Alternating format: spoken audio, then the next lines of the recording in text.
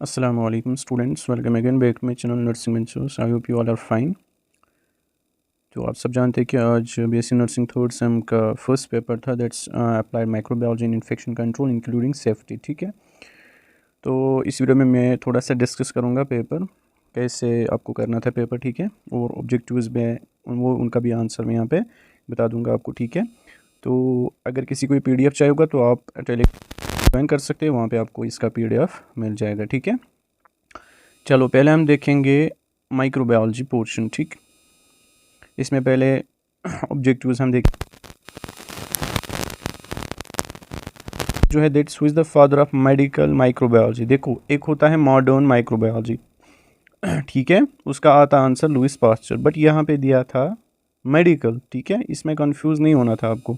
बहुत सारे स्टूडेंट्स को ये हुआ होगा क्योंकि मैंने जो MCQs दिए थे उसमें आया था, उसमें मैंने लिखा था फादर ऑफ मॉडर्न माइक्रोबायोलॉजी। ठीक है, दैट्स लुइस पास्चर, बट यहाँ पे था मेडिकल माइक्रोबायोलॉजी का, तो इसका आंसर आएगा रॉबर्ट कोच। ठीक है, उसके बाद MCQ second, which are the following is a method of anti microbial susceptibility testing. इसका आंसर आएगा थर्ड पार्ट। उसके बाद C, that's bacteria that can grow only in the presence of oxygen that are called the obligate anaerobes। ठीक है, उसके बाद D part, इसका क्या आंसर आएगा? Acid fast bacteria includes all except, इसमें जो स्टेफाइलोकोकस ऑरियस ये नहीं आता है, बाकी सारे आते हैं। ठीक है, बाकी सारे जो है that are acid fast bacteria. उसके बाद E part, all the statements are true. अगर कोई मैं गलत बोलूँगा ना कोई ऑब्जेक्टिव, तो कमेंट सेक्शन में बता देना उसका फिर राइट आंसर। ठीक है, all the statements are true about viruses except. ठीक है, इसका जो आंसर है that's they are affected by anti bacterial antibiotics. ठीक है, तो इसका ये आंसर है, ये बोल रहा है ये सारे ठीक है, मतलब सही है। वायरस के बारे में जो स्टेटमेंट है पहले तीन सही है, जो fourth one that's wrong answer. ठीक है, तो इसका यही आएगा। उसके बाद F, what type of immunity is present right from the birth. ये मैंने आपको पढ़ा है इम्यूनिटी में, दैट्स इनएट इम्यूनिटी। उसके बाद मेरा गला ख़राब है, आई एम सो सॉरी। ऐसे टाइप क्वेश्चन, ठीक, that's explain in detail principle and procedure of gram staining. देखो, मैंने आपको ये अच्छे से पढ़ाया है माइक्रोबायोलॉजी में। ठीक है, वहाँ पे मैंने प्रोसीजर भी पढ़ाया है और प्रिंसिपल भी। ठीक, अगर मैं प्रिंसिपल की बात करूँगा तो ये करता है, मतलब डिवाइड करता है बैक्टीरिया को into gram positive and gram negative bacteria. Important यहाँ पे ये पॉइंट है, based on their cell wall and structure, that is the principle. ठीक है, ये बैक्टीरिया को डिवाइड करता है, डिफरेंशिएट करता है into gram positive and gram negative. ठीक है, बट किस बेस पे करता है? Their cell wall and structure के बेस पे। ठीक है, दिस इज इंपॉर्टेंट है, दैट इज द प्रिंसिपल। अगर हम प्रोसीजर की बात करेंगे वो मैं अब यहाँ पे नहीं बताऊंगा, तो मैंने वो पढ़ाया है, आपको पता है। प्रोसीजर के बाद हमें ये पता चलता है कि जो ग्राम पॉजिटिव बैक्टीरिया होते हैं that are purple and the gram negative और पिंक और रेड कलर। ठीक है, उसके बाद question number third, short answer type question. इसमें ये पार्ट है, name 2 gram positive cocci and list the diseases caused by them. ठीक है, अब अगर यहाँ पे मैं बात करूँगा ग्राम पॉजिटिव कोकाई, मैंने अच्छे से पढ़ाया है। ठीक है, और मतलब मैक्सिमम पोर्शन मेरे इंपॉर्टेंट क्वेश्चन सही थे। ठीक है, कुछ क्वेश्चन नहीं थे, बट मतलब ऑलमोस्ट जो 10 मार्क्स थे वो भी थे, 5 मार्क्स के भी थे। ठीक है,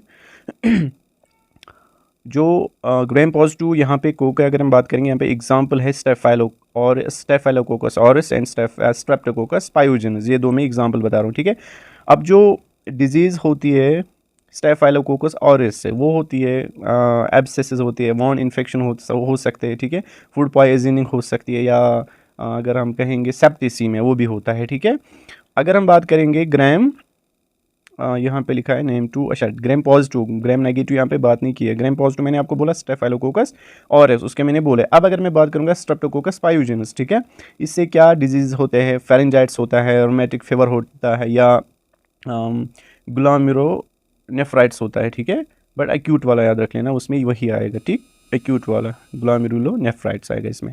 उसके बाद B part, that's write short note on universal immunisation programme. यहाँ पे वो आपको शेड्यूल नहीं बनाना था। ठीक है, मतलब हम डोजेज लिखते हैं, फिर उसके बाद साइट, उसके बाद कहाँ किस डेट पे देते हैं, वो यहाँ पे नहीं लिखना था, वो शेड्यूल आपको नहीं बनाना था।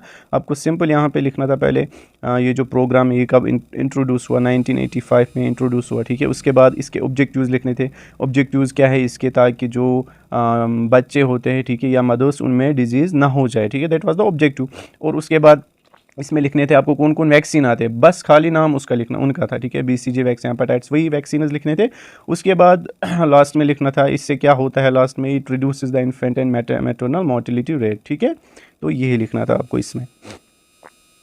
उसके बाद next that's C part, right short note on the type 1 hyper sensitivity reaction, ठीक है, शायद मैंने क्वेश्चंस में नहीं दिया था, तो आप इस पे आपको ये आया होगा, ठीक है। इसमें सिंपल ये क्या लिखना था कि इसको हम दूसरा नाम क्या बोलते हैं, आपको पता होगा, इमीडिएट हाइपर सेंसिटिविटी, ठीक है। और ये मीडिएट कौन सी एंटीबॉडी करती है, it is mediated by IgE antibodies, ये बात याद रख लेना, ठीक है। और ये किसकी वजह से होता है, इसमें हिस्टामाइन रिलीज होता है, ठीक है, जब एलर्जिक रिएक्शंस होती है तो तब ये इम्यूनिटी एक्टिव हो जाती है, ठीक है। उसके बाद next that's question number 4, short answer type. इसमें पहला जो है दैट्स व्हाट इज़ फ्लैजला, आपको पता है फ्लैजला वो होता है जो बैक्टीरिया को मूवमेंट में हेल्प करता है, ठीक है। उसके बाद name 2 motile bacteria with peritrichous flagella, देखो मैंने ये पढ़ाया है पेरिट्राइकस फ्लैजला, इसमें आपको याद रखना था वो इकोलाई, चर्चा कोला भी आएगा इसमें, साल्मोनेला भी आएगा, ठीक है, ये 2 एग्जाम्पल्स आपको इसमें लिखने थे, ठीक। उसके बाद नेक्स्ट एक सेकेंड, हाँ, B, define enriched media, name any 2 enriched medias, ठीक है। देखो यहाँ पे आपको क्या लिखना था, एनरिच्ड मीडिया क्या होता है, मैंने आपको पढ़ाया है, वो मीडिया जो होता है रिच इन ब्लड, या हम ज़्यादा चाहिए होते हैं, तो इसीलिए उन्हीं के लिए हम इसमें क्या करते हैं, ऐड ब्लड या सेरम ऐड करते हैं, ठीक है, फिर वो एनरिच बनता है, ठीक है। एग्जाम्पल यहाँ पे आपको लिखनी थी ब्लड अगर या चॉकलेट अगर, ठीक है। उसके बाद next dry well level diagram of A structure of N antibody, इसमें क्या है तो आपको पता होगा, ठीक है, एंटीबॉडी में क्या होता है ये आपने पढ़ा होता है, इसमें वो हैवी चेन लिखना था आपको, light chain, antigen, binding site, ठीक है, और फैब रीजन, FC रीजन होता है इसमें, या डाइसल्फाइड बॉन्ड्स भी होते हैं, ठीक है। यही सारा इसमें आपको बनाना था, वो वाई शेप्ड एंटीबॉडी, ठीक। उसके बाद अगर हम सेक्शन B की बात करेंगे, यहाँ पे पहले हम ऑब्जेक्टिव्स देखेंगे अब इन्फेक्शन कंट्रोल के, ठीक है। पहला जो ऑब्जेक्टिव है दैट्स, एक second, in which colour coded bin will you discard syringe without needles, मतलब आपको प्लास्टिक जो रहता है ना विदाउट नीडल, वो किस में हम डालते हैं, रेड में, तो सिंपली है, ठीक है। और बाकी जो है येलो में हम क्या डालते हैं आपको पता होगा, उसमें हम डालते हैं ह्यूमन एनाटमिकल वेस्ट या एनिमल एनाटमिकल वेस्ट, ठीक है। यहाँ पे जो ब्लू है, ब्लू में हम ग्लासेस डालते हैं, ठीक है, और जो वाइट होता है यहाँ पे नहीं है, उसमें हम शार्प चीज़ें डालते हैं, लाइक नीडल्स डालते हैं, ठीक है। उसके बाद नेक्स्ट है यहाँ पे B, aerosol transmission occurs in all except, यहाँ पे इसका आंसर आएगा इश्चरचिया कोलाई, ठीक है, याद रख लेना। उसके बाद process in which a pathogenic organisms enters establishes itself multiplies and invades the normal anatomical barrier of the host resulting is in disease is called infection, ठीक है, इसको इन्फेक्शन कहते हैं। उसके बाद नेक्स्ट MRSA स्टैंड्स फॉर, मैंने आपको ये बोला था, ठीक है, आपको आया होगा। तीसरा इसका आंसर है methicillin resistant staphylococcus, not Streptococcus, ठीक है। उसके बाद E part, personal protective equipment includes all except, ये भी मैंने आपको पढ़ाया था, ठीक है, यहाँ पे सिरिंज आएगा। उसके बाद नेक्स्ट F पार्ट, इसका क्या है, which are the following is the disinfectant use for venipuncture site for blood collection, 70% ethanol, इसका आंसर आएगा। उसके बाद G, moments of hand hygiene while checking patients vitals, पहला जो है आपको अच्छा ठीक, जब हम चेक करते हैं ना पेशेंट के वाइटल्स को, हमें क्या करना है आपको पता है, बिफोर टचिंग द पेशेंट, ठीक है, उसका मोमेंट 1 हम बोलते हैं उसी को, बिफोर टचिंग द पेशेंट ये करना है आपको मोमेंट फर्स्ट, ठीक है। उसके बाद सेकंड, ऐसे type question, right A detail note on a hospital acquired infection, ये मैंने इंपॉर्टेंट क्वेश्चन में दिए थे, HAI, ठीक है, ये इंपॉर्टेंट है, हर साल आता है ये, ठीक है। इसके टाइप्स भी लिखने थे आपको, वो आपको आया होगा, ठीक है, वो वेंटिलेटर एसोसिएटेड न्यूमोनिया वही लिखना था।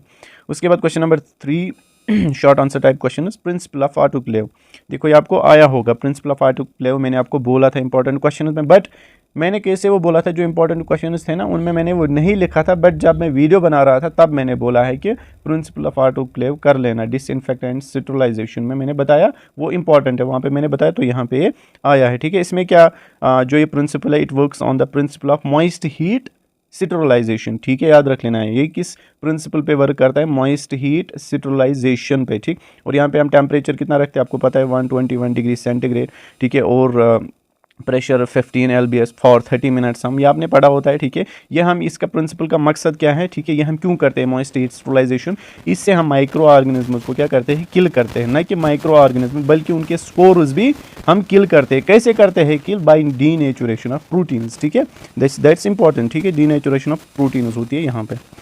उसके बाद next biomedical waste management guidelines for disposal of waste in colour coding मतलब यहाँ पे सिंपल आपको वो लिखना था कि कौन सा वेस्ट हम किस डस्टबिन में डालते हैं, जो मैंने अभी आपको ऊपर बोला वाइट में क्या वही लिखना था बस। उसके बाद mode of transmission of hepatitis B, ठीक है, mode of transmission of hepatitis B also mention the hepatitis B vaccine, मतलब शेड्यूल आपको लिखना था हेपेटाइटिस बी का, ये कब हम देते हैं, और मोड ऑफ ट्रांसमिशन आपको पता है इसका mode of transmission blood born है, ठीक है, या नीडल स्टिक इंजरी हो गया, ठीक है, या सेक्सुअल कांटेक्ट हो गया, ठीक है, या मदर टू चाइल्ड भी हो सकता है थ्रू प्लेसेंटा, ठीक है, या ज्यूरिंग डिलीवरी हो सकता है, या ज्यूरिंग ब्रेस्ट फीडिंग, ठीक है, तब भी हो सकता है ये ट्रांसमिट, ठीक। उसके बाद नेक्स्ट इसी में बोल रहा है कि शेड्यूल, इसमें हम पहले 3 डोजेस देते हैं। 0 मंथ पे हम देते हैं फर्स्ट डोज, फिर फर्स्ट मंथ पे देते हैं हम सेकंड डोज, फिर हम 6 मंथ पे देते हैं हम थर्ड डोज, ठीक है।